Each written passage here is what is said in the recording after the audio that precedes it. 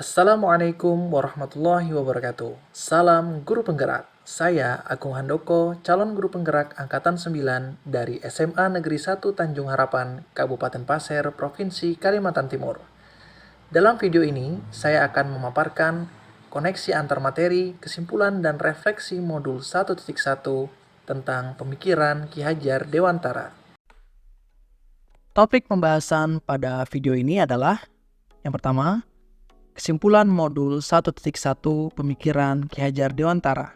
Yang kedua, apa yang saya percaya tentang murid dan pembelajaran di kelas sebelum saya mempelajari modul 1.1.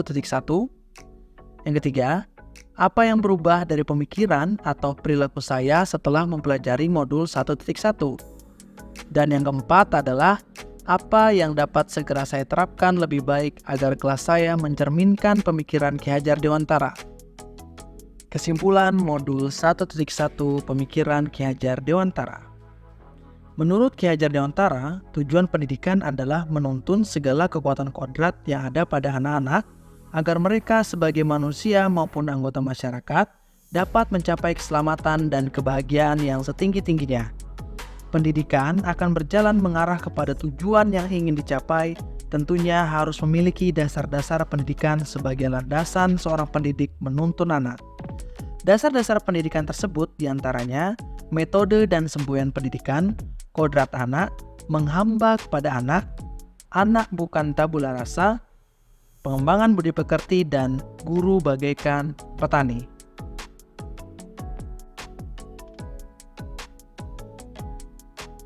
Metode dan semboyan pendidikan. Dalam menuntun, pendidik hendaklah menerapkan metode AMONG, di mana berarti menjaga, membina, dan mendidik anak dengan kasih sayang.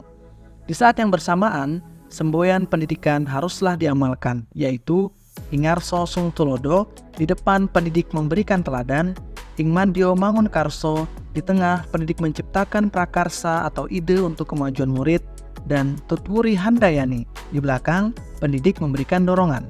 Hal ini dilakukan agar murid menjadi manusia atau anggota masyarakat yang selamat dan bahagia. Kodrat anak. Kodrat anak adalah kekuatan, potensi, atau keadaan yang ada pada seorang anak. Sebagai seorang pendidik, orang yang menjadi ujung tombak pendidikan dan sebagai aktor pelaksana pendidikan serta pengajaran sudah seharusnya mengakomodasi segala kodrat yang dimiliki seorang anak, baik itu kodrat alam maupun kodrat zaman. Menghamba kepada anak. Pendidik haruslah menghamba kepada anak dalam arti melaksanakan pendidikan yang berpihak kepada anak, berpusat pada anak, mementingkan kepentingan anak dalam segala proses pendidikan dan pengajaran yang dilakukan. Pendidik harus ikhlas, tidak mengharapkan timbal balik, dan memberikan cinta kasih tak terbatas kepada anak. Anak bukan tabula rasa. Anak bukanlah seperti kertas putih kosong yang bisa ditulis atau digambar sesuai kehendak orang dewasa. Namun, anak layaknya kertas putih yang sudah penuh dengan tulisan yang masih samar-samar. Tulisan mewakili kodrat anak yang dalam hal ini masih samar-samar. Kodrat anak tentu ada yang baik dan ada juga yang tidak baik.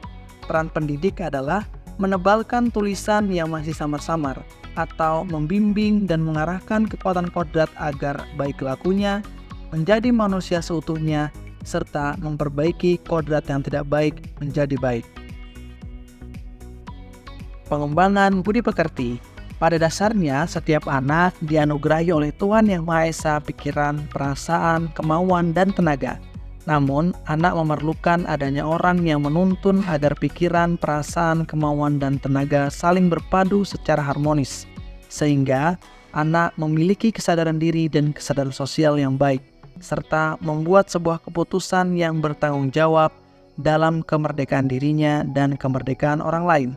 Disinilah peran tiga lingkungan pendidikan atau yang lebih dikenal dengan istilah trilogi pendidikan, yaitu keluarga, sekolah, dan masyarakat, untuk bersinergi mengembangkan budi pekerti setiap anak tanpa terkecuali. Pendidik bagaikan petani. Pendidik bagaikan seorang petani. Petani yang hanya dapat merawat tumbuhnya benih tanaman dan tidak mungkin memaksa setiap benih padi untuk berbuah, bahkan memaksa agar berbuah jagung. Bila dikaitkan dalam pendidikan, pendidik hanya dapat menuntun segala kekuatan kodrat anak dengan segala kemampuan yang dimiliki agar anak tersebut selamat dan bahagia. Topik pembahasan yang kedua, apa yang saya percaya tentang murid dan pembelajaran di kelas sebelum saya mempelajari modul 1.1. Yang pertama, murid memiliki kemampuan sesuai tingkat kelas. Saya memandang bahwa murid kelas 10 seyogyanya mampu untuk menguasai kompetensi mata pelajaran kelas 10. Saya terkadang sedikit kesal mengapa sebagian besar dari murid tidak dapat memahami materi pelajaran kelas 10. Yang kedua, guru harus dominan di kelas. Saya lebih dominan di kelas dengan memberikan materi dan menjejali murid dengan semua pemikiran yang saya anggap itu penting dikuasai oleh murid. Pembelajaran yang telah dilaksanakan sudah baik. Saya percaya ketika pembelajaran memuat tujuan, langkah-langkah pembelajaran, dan penilaian sudahlah cukup untuk membuat murid memahami kompetensi yang ingin dicapai. Dan rencana pembelajaran yang digunakan dapat digunakan di kelas lain dengan jenjang yang sama. Yang keempat, komunikasi guru dan murid cukup di kelas saja. Saya menyadari bahwa dalam mendidik, guru dan murid tentunya perlu berkomunikasi. Namun, komunikasi harus dibatasi sehingga ada jarak pemisah antara guru dan murid. Tujuannya agar guru mempunyai wibawa dan dihargai setiap perilaku dan ucapannya. Yang kelima, pembelajaran pada ranah kognitif adalah yang utama. Pembelajaran yang saya lakukan lebih dominan dalam meningkatkan kemampuan kognitif atau pengetahuan murid. Terlebih, saya mengajar mata pelajaran matematika yang merupakan induk dari ilmu mata pelajaran yang lain. Topik pembahasan yang ketiga adalah apa yang berubah dari pemikiran atau perilaku saya setelah mempelajari modul 1.1. Yang pertama, murid memiliki kemampuan yang berbeda. Meskipun dalam kelas yang sama, namun murid memiliki kemampuan awal yang berbeda dalam mempelajari pelajaran yang baru. Dan murid memiliki kecepatan yang berbeda pula dalam menguasai kompetensi. Yang kedua, pembelajaran berpusat kepada murid. Saya harus memberikan kebebasan kepada murid untuk menemukan sendiri konsep yang sedang dipelajari, dan tugas saya adalah membimbing dan mengarahkan murid sebaik mungkin. Yang ketiga, pembelajaran yang bervariasi. Saya menyadari bahwa dalam mendidik perlu memperhatikan kodrat alam dan kodrat zaman. Oleh karena itu, diperlukan desain pembelajaran yang memperhatikan karakter, kondisi lingkungan murid, keterampilan abad 21, pemanfaatan teknologi, dan yang tidak kalah penting adalah suasana belajar yang menyenangkan. Yang keempat, guru dan murid harus menjalin komunikasi lebih rutin. Saya percaya bahwa murid akan menghargai guru ketika guru tersebut dapat menjadi teladan bagi murid. Guru harus dapat menjalin komunikasi dua arah yang baik dengan murid untuk mengetahui lebih dalam karakteristik murid, bahkan menerima setiap keluh kesah murid. Guru yang ikhlas dan mencintai tanpa batas akan selalu berupaya menjalin komunikasi dengan murid.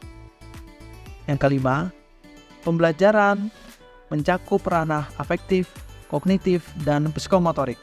Saya percaya bahwa pembelajaran harus mencakup ranah afektif, seperti sikap religius dan sikap sosial, kognitif atau pengetahuan, dan psikomotorik atau keterampilan, sehingga hasil pembelajaran lebih menyeluruh dan utuh. Pembahasan yang keempat, apa yang dapat segera saya terapkan lebih baik agar kelas saya mencerminkan pemikiran Ki Hajar Dewantara. Yang pertama, memahami kebutuhan belajar murid. Untuk memahami kebutuhan belajar murid, pendidik perlu untuk mengetahui kesiapan, minat, dan profil belajar murid. Salah satu caranya yang bisa dilakukan adalah dengan tes diagnostik awal, wawancara, dan pengamatan keseharian murid. Yang kedua, melaksanakan pembelajaran yang menyenangkan. Pembelajaran yang menyenangkan adalah salah satu cara untuk meningkatkan motivasi murid dalam belajar. Hal tersebut dapat dilakukan dengan cara belajar sambil bermain, memanfaatkan teknologi sebagai media pembelajaran interaktif, mengaitkan materi dan keadaan murid, aktivitas pembelajaran yang mengembangkan budi pekerti, serta melaksanakan pembelajaran yang dapat meningkatkan keterampilan abad 21. Yang ketiga, melaksanakan pembelajaran yang mencangkup ranah afektif, kognitif, dan psikomotorik. Pada ranah afektif, saya dapat mengaitkan materi pembelajaran dengan ilmu agama dan kondisi sosial budaya di lingkungan murid. Sebagai contoh, mengaitkan materi perkalian matriks dengan konsep pahala bersedekah, dan mengaitkan pentingnya memahami materi sistem persamaan linier 3 variabel dengan aktivitas perdagangan hasil laut di wilayah sekitar murid. Pada ranah kognitif dan psikomotorik, pembelajaran didesain agar dapat mengakomodasi setiap kemampuan dan minat murid. Terima kasih telah menyimak video ini. Salam guru penggerak. Wassalamualaikum warahmatullahi wabarakatuh.